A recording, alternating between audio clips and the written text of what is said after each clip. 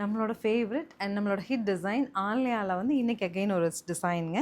So இது வந்து kind of cotton by டிஷ்யூங்க. நல்லா ரிச்சாக இருக்குது. சாரி பார்க்கவே கட்டணுங்கிற ஆசையோடு இருக்குங்க. ஸோ நமக்கு இப்போ சிங்கிள் ஆர் டபுள் செட்ஸ் தான் வந்ததுனால நான் கட்டலை. பட் எனக்கு பார்த்தது ரொம்ப பிடிச்சது.